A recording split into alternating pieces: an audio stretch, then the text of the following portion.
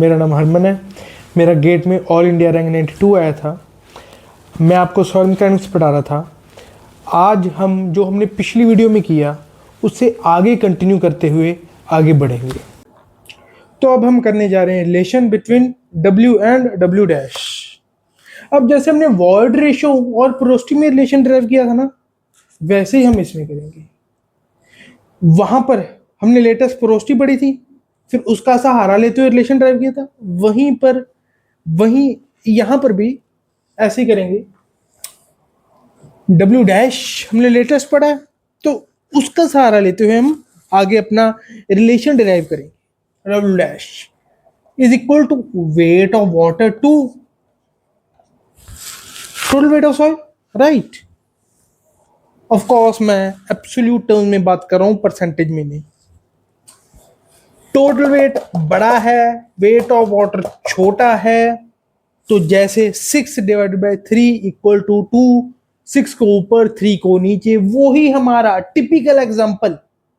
यहीं पर भी टोटल वेट को ऊपर रखना है, वेट ऑफ वाटर को नीचे रखना है, राइट।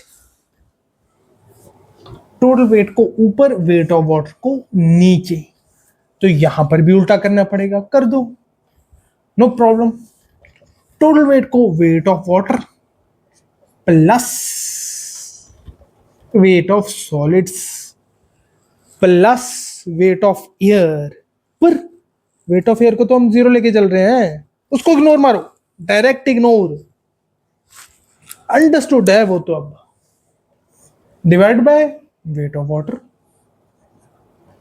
ये अब क्या आ जाएगा, 1 plus weight of solids by weight of water. इस चीज को उठा लो, 1 by W is equal to, इस चीज को उठा लो, 1 plus weight of water by weight of solid, तो हमने पढ़ा है W, तो ये क्या उसका उल्टा तो है, wait of solid by weight of water. Same जो हमने वॉइड रेशो पोरोसिटी का फॉर्मूला ड्राइव किया था, सेम तरीके से इसका भी फॉर्मूला है। अच्छे से अगर आपने नोटिस किया है, वो रिलेशन आपने लिख लिख के डिराइव किया है, ये भी हो जाएगा, no problem in that. 1 plus उसका उल्टा है ये वाटर कंटेंट का, water content weight of water by weight of solid, ये weight of solid by weight of water, उसका उल्टा 1 बाय W। सिंपल। नाउ इसको ऐसे कर लो, W नीचे, 1 प्लस W बन जाएगा, ये W नीचे, कॉमन सिंपल मैथ्स।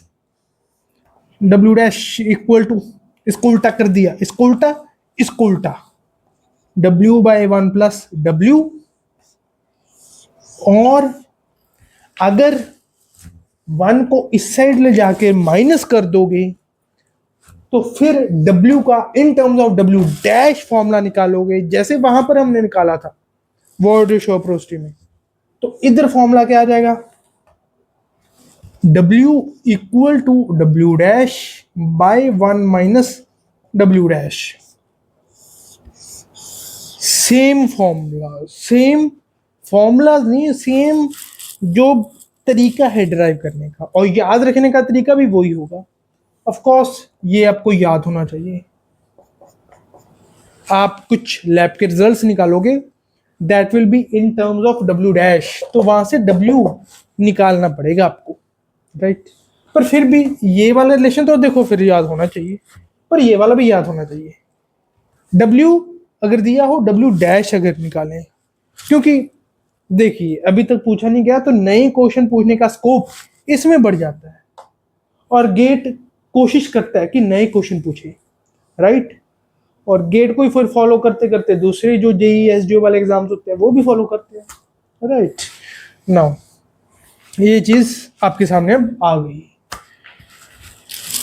वही जैसे मैंने वॉइड रेशो पोरोसिटी वाले फॉर्मूले में आपको बताया था, तरीका याद रखने का, W डैश 1 से हमेशा छोटा ही है, राइट। वहां पर W डैश में हमने ये लिमिट्स की नहीं, पर ऑफ कोर्स ये चीज अंडरस्टूड थी कि जो W डैश था, that will lie between 0 to 100%, zero included, क्योंकि वाटर तो ऑफकोर्स जीरो हो ही सकता है। वाटर कंटेंट में मैंने आपको समझाया कि क्यों जीरो हो सकता है। 100% कभी नहीं हो सकता, नहीं तो फिर वो रिवर ही बन जाएगी, सॉइल तो रहा ही नहीं फिर वो, अगर पूरा वाटर ही वाटर हुआ तो। With respect to total weight of soil देख रहे थे ना डब्ल्यू डैश, तो अगर फिर तो रिवर ही बन गई, वो नदी बन गई, सॉइल कहाँ रहा वो। ठीक है ना, सॉइल वेट ऑफ वाटर एक हिस्सा है टोटल वेट का, पूरा टोटल वेट कभी हो ही नहीं सकता वेट ऑफ वाटर, नहीं तो रिवर में ही तैरने लग जाओ आप।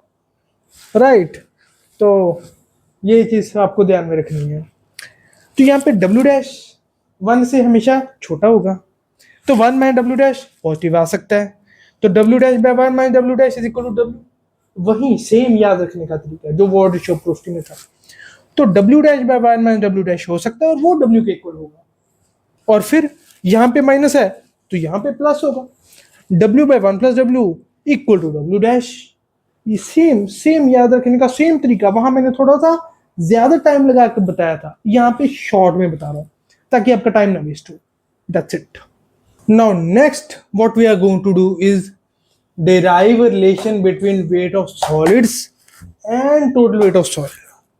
अब जैसे हमने वॉल्यूम ऑफ सॉलिड्स और टोटल वॉल्यूम ऑफ सॉइल में एक रिलेशन डिराइव किया था वॉइड रेशियो की मदद से, वैसे ही हम वेट ऑफ सॉलिड्स और टोटल वेट ऑफ सॉइल के बीच में एक रिलेशन डिराइव करेंगे, पर इस बार हम मदद लेंगे वाटर कंटेंट या मॉइस्चर कंटेंट डब्ल्यू की।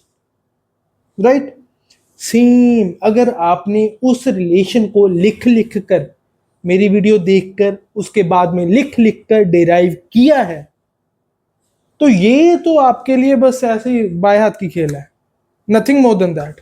बहुत ही आसान हो जाएगा ये, तो फिर आप वीडियो पॉज करके भी डिराइव कर सकते हैं उसका आइडिया लेके, वो अगर आपने लिख लिख कर डिराइव की है।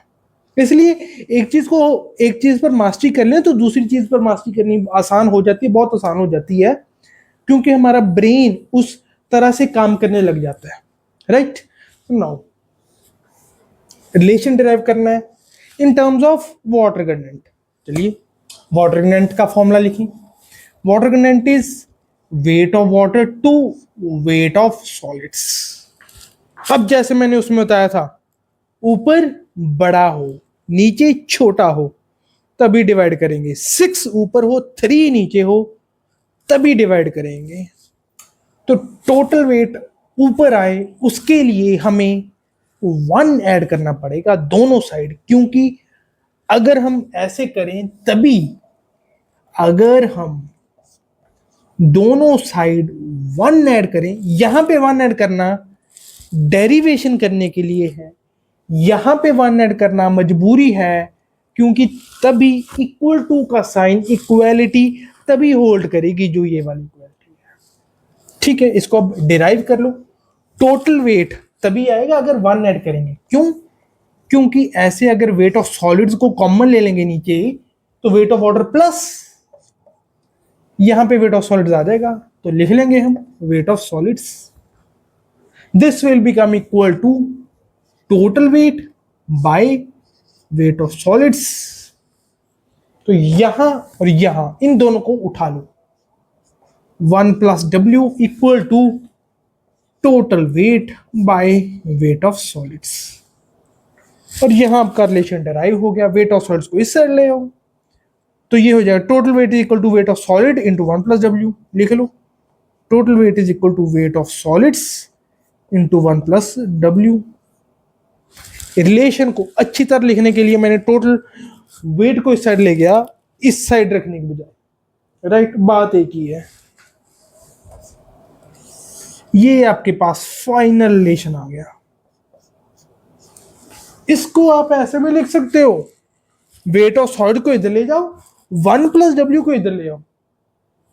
ठीक है ना, देखो वेट ऑफ सॉलिड को इधर, 1 प्लस डब्ल्यू को इधर, इन terms of total weight wait of solid का फॉर्मूला आ जाएगा। वेट ऑफ सॉलिड ये क्या आ जाएगा, wait of solid 1 plus W को इधर ले जाओ, total weight by 1 plus W. कुछ नहीं किया, कुछ नहीं, सिंपल।